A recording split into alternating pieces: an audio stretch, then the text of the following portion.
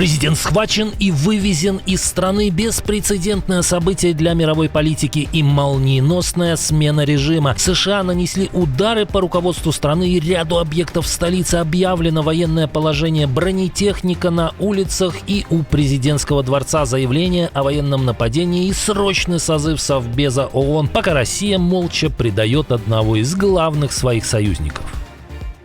Берите улицы. Призыв оппозиции к штурму столицы на фоне волнений в мире. Миллионы могут выйти на синхронный захват власти. Президент страны срочно делает Вашингтону предложение, но может быть уже поздно. Почему диктаторские режимы начинают сыпаться одновременно?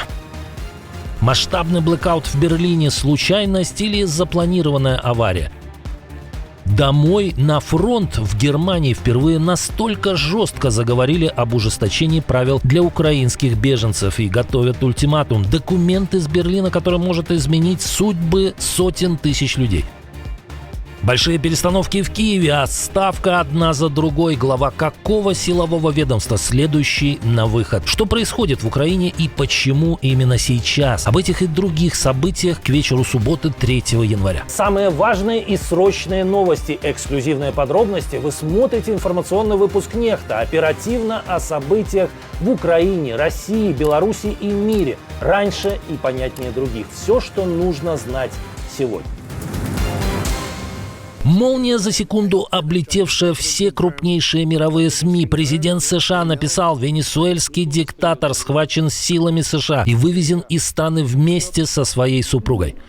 Соединенные Штаты Америки успешно провели крупномасштабный удар по Венесуэле и ее лидеру, президенту Николасу Мадуро, который вместе со своей женой был захвачен и эвакуирован из страны. Эта операция была проведена совместно с правоохранительными органами США.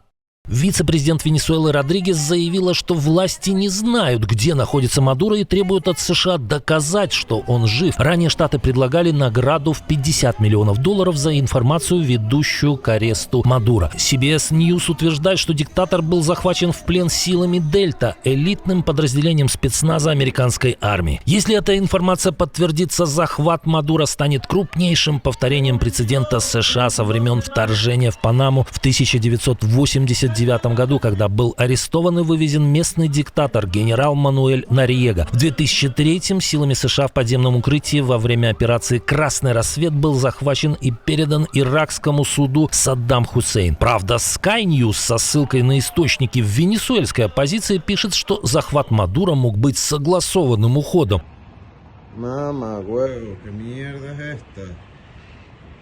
Утром США нанесли серию авиа- и ракетных ударов по Каракасу и другим военным объектам Венесуэлы. Под огнем оказались военные базы Форт Тиуна, где расположены штаб-квартиры Министерства обороны и командование армии, а также авиабазы, порт, вышки и объекты связи, аэропорты и мавзолей Уго Чавеса. При этом СМИ писали об ударах дронов ЦРУ, а не военных бомбардировщиков.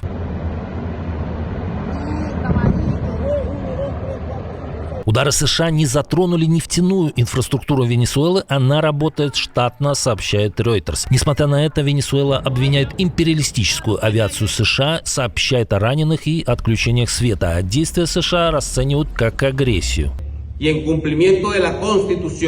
На основании Конституции вводится состояние внешней угрозы по всей стране. По приказу президента вооруженные силы приводятся в полную боевую готовность и начинают массовое развертывание всех сухопутных, воздушных, морских и ракетных сил для защиты страны и восстановления порядка.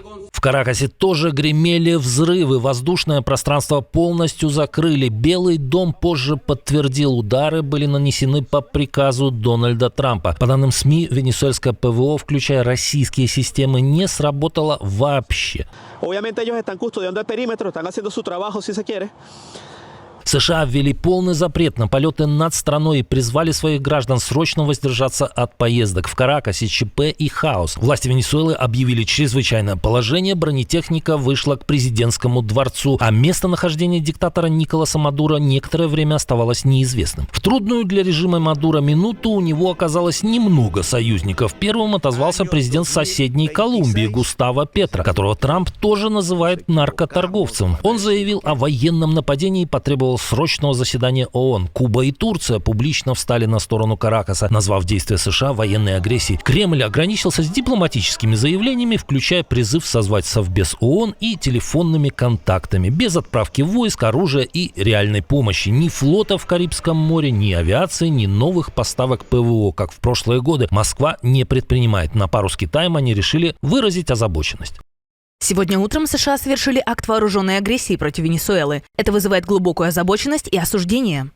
Выражаясь устами Марии Захаровой, чья бы корова мычала. Но, по сути, спасать Венесуэлу Россия не собирается, да и не может. Все ресурсы сосредоточены на войне против Украины. США не планируют дальнейших действий в Венесуэле, сообщил сенатор Майкл Ли со ссылкой на госсекретаря. А сам Рубио после вывоза Мадуро подтвердил, что США не считают его президентом Венесуэлы. Заодно Вашингтон показал Москве и другим автократиям, что все еще умеет проводить спецоперации. Правда, тут вместо взятия Каракаса за 3 дня было скорее взятие Мадуро за 3 часа. Специальная венесуэльская операция. Непростая ситуация и у другого союзника Кремля. В Иране прозвучал прямой призыв к захвату власти. Сын бывшего шаха и самый известный оппонент нынешнего режима Реза Пехлеви заявил, что сейчас лучший момент для свержения власти аятоллы. Он поддержал массовые протесты и открыто призвал людей выходить на улицы Тегерана и других крупных городов. По словам Пехлеви, именно контроль над столицей может резко ускорить падение режима. Захват улиц Тегерана и больших городов миллионами людей является жизненно важным шагом, дополняющим мужество людей, смело противостоявших репрессивным силам в меньших городах. Пехлеви утверждает, режим боится Тегерана больше всего, поэтому силовики попытаются задавить протесты еще на старте. Оппозиционер предлагает действовать массово и синхронно, выходить миллионами, перекрывать ключевые магистрали и фактически парализовать города. Он уверен, когда страх будет сломан, у репрессивной машины не останется ни сил, ни желания давить людей. Ранее Дональд Трамп пригрозил вмешаться, если власти будут стрелять в протестующих. Новая волна протестов длится уже почти неделю, она крупнейшая с 2022 года. Пехлеви утверждает, что у оппозиции есть план мирных перемен и поддержка общества. Большие кадровые перестановки в Киеве продолжаются. Под вопросом дальнейшая судьба главы службы безопасности Украины. Владимир Зеленский планирует уволить Василия Малюка, утверждает «Украинская правда». По данным издания, силовика могут перевести на другую ключевую должность, либо во главу службы внешней разведки Украины, либо на пост секретаря Совета национальной безопасности и обороны. Назначение главы СБУ проходит через Верховную Раду. Фінальне слово будет за парламентом. Сьогодні ми почали суттєве перезавантаження зміни внутрішні, щоб Україна була більш стійкою. Минулого року були і хороші результати державних інституцій, які треба зробити більшими. Були і проблеми, які не варто залишати у новому році. Крутые кадровые изменения пошли лавиной. Олег Иващенко стал главой ГУР, а Кирилл Буданов – руководителем Офиса президента. Параллельно обсуждается еще один большой шаг – назначение Михаила Федорова министром обороны. Михайло глибоко займається питаннями щодо лінії дронів, працює дуже результативно в цифровізації державних послуг та процесів. Денис Шмигаль залишається в команді України. Я дуже вдячний йому за системну роботу на державу. Торік Міністерство оборони України дало хороші результати. Киев входит в год с масштабной перестройкой силового блока. Российские войска нанесли новый террористический удар по гражданским. В этот раз ударили ракетой по Золотоножскому району Черкасской области. В результате пострадали 5 человек, 2 госпитализировали. Обломки ракеты и взрывная волна повредили жилые дома и частное предприятие. Параллельно приходят тяжелые новости из Харькова. После вчерашнего удара баллистикой из-под завалов достали сначала тело 3-летнего малыша, потом и женщины, предположительно его матери.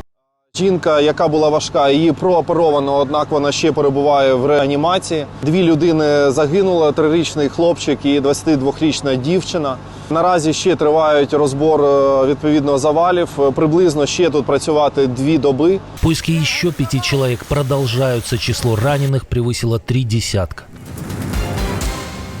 Домой на фронт. В Германии с новой силой заговорили об ужесточении правил для украинских беженцев. Тему педалирует Христианско-социальный союз, младший партнер Христианско-демократического союза, который возглавляет канцлер Фридрих Мерц. И это уже не высказывание отдельных политиков. В ХСС подготовили официальную резолюцию с жестким посылом. Партия хочет потребовать, чтобы трудоспособные украинские мужчины внесли вклад в оборону своей страны от России. Документ готовят к закрытому заседанию фракции в Бундестаге. Как пишет местная пресса, ХСС добивается и общего ужесточения миграционной политики. В резолюции также говорится о скорейшем возвращении большинства сирийских беженцев. В случае с украинцами формулировка предельно прямая. Ставка делается именно на мужчин призывного возраста.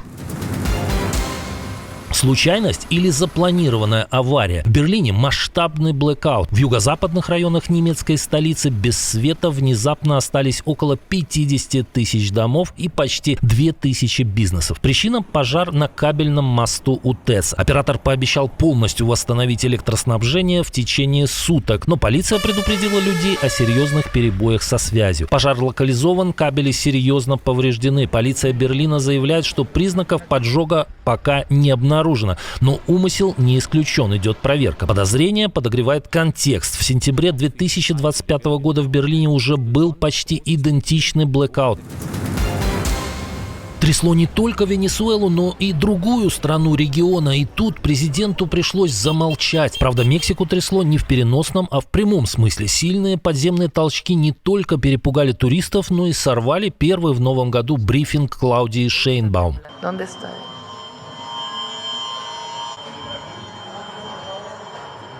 В зале сработала сейсмическая тревога, трансляцию срочно прервали, людей эвакуировали. Магнитуда землетрясения составила 6,5. Эпицентр находился возле города Сан-Маркос в штате Герреро, недалеко от курорта Акапулько. Толчки почувствовали в Мехико и туристических районах. Люди выбегали на улицы, на трассах зафиксированы оползни. Власти сообщили о как минимум 2 погибших. Спустя некоторое время президент Шейнбаум вернулась к журналистам и продолжила брифинг.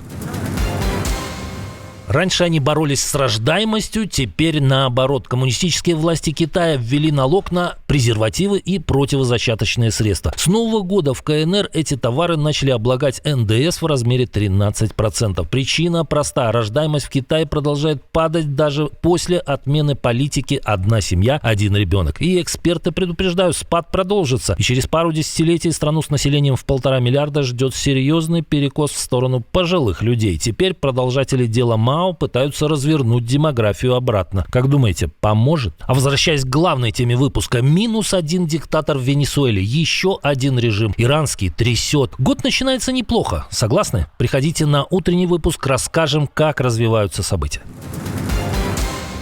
Отдельное спасибо за то, что досмотрели до конца. Спасибо за ваше доверие. Жду развернутых комментариев, лайков и репостов. Это важно для того, чтобы нас становилось больше. На этом пока все. Доброго вам вечера. До новых встреч и хороших вам новостей.